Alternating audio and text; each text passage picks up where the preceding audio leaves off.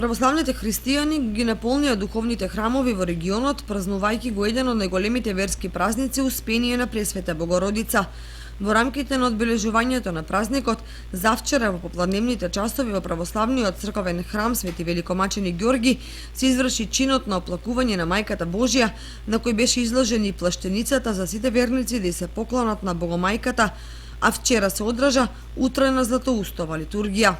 Инаку на Голема Богородица верниците ги посетија црквите и манастирите и во духот на христијанството се помолија за здравје, среќа и личен и семеен просперитет.